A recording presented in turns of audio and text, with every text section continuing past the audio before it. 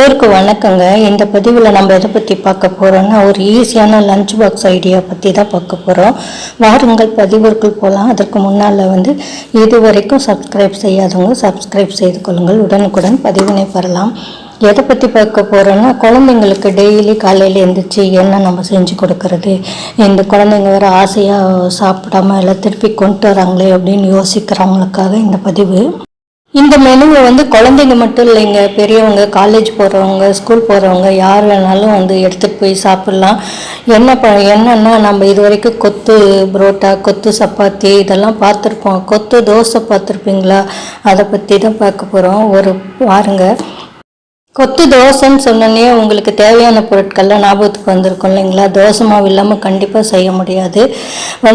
நீங்கள் லஞ்சுக்கு மட்டும் டிஃபன் பாக்ஸுக்கு மட்டும் செய்கிறதுனா 2 கரண்டி தோசை மாவு போதுங்க.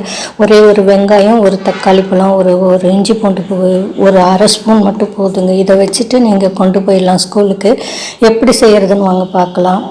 இப்போ வீட்டில் 2 குழந்தைங்க இருந்தாங்கன்னா அதை அவங்களுக்கோசரம் சொல்கிறேங்க. 3 கரண்டி மாவு எடுத்துக்கோங்க, தோசை மாவு. 3 முட்டை எடுத்துக்கோங்க போதும்.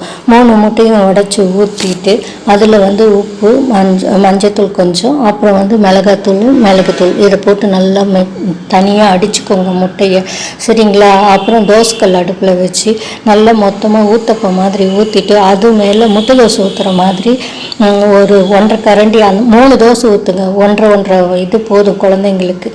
3 தோசைக்கும் மேலே அந்த கலந்து வச்சுருக்க ஒவ்வொரு கரண்டி முட்டையை ஊற்றி தோசையை நல்லா சுட்டு எடுத்துக்கோங்க. தனியாக தோசை மட்டும் நீங்கள் கொடுத்து அனுப்பிச்சிங்கன்னா குழந்தைங்களுக்கு வரட்டியாட்டம் ஆகிடும் இல்லைங்களா? காஞ்சி போன மாதிரி ஆகிடும் இல்லைங்களா? அதுக்கோசரம் தான் இந்த மாதிரி செஞ்சு கொடுத்தீங்கன்னா குழந்தைங்க விரும்பி சாப்பிடுவாங்க. மிச்சம் வைக்காமல் திருப்பி கொண்டு வந்துடுவாங்க. அடுத்த நாளைக்கும் கேட்பாங்க. உங்களுக்கு சத்துக்கு சத்து, எனர்ஜிக்கு எனர்ஜி, ப்ரோட்டீனுக்கு ப்ரோட்டீனுங்க. ஸ்கூலுக்கு குழந்தைங்களுக்கு இந்த மாதிரி செஞ்சு கொடுக்கும்போது முட்டை சாப்பிட்டு வாயும் ஸ்மெல் அடிக்காதுங்க. ட்ரை பண்ணி பாருங்களேன். என்னென்னா வெங்காயத்தையும் தக்காளி பழம் சின்னதாக அரிஞ்சுக்கோங்க. பெரியவங்களுக்கு அப்படின்னா வெங்காயத்தை வணக்கிட்டு தக்காளியை வணக்கிட்டு இஞ்சி பூண்டு கொஞ்சம் போட்டுட்டு அதுலேயே அவங்களுக்கு தகுந்த உப்பு, மிளகாத்தூள், கொஞ்சோண்டு கரம் மசாலா போட்டுக்கோங்க.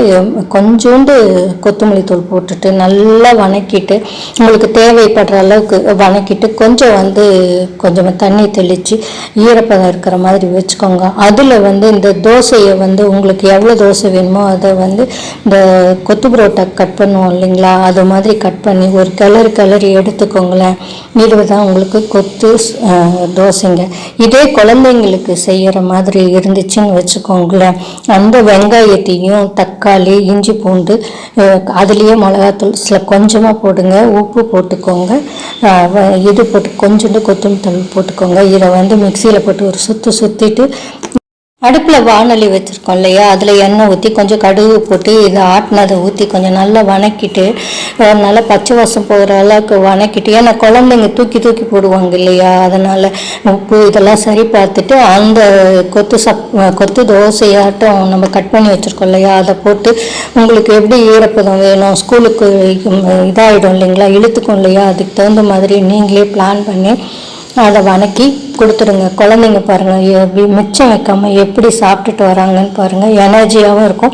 வீட்லேயும் உங்களை செஞ்சு கொடுக்க சொல்லி கேட்பாங்க. ட்ரை பண்ணி பாருங்கள்.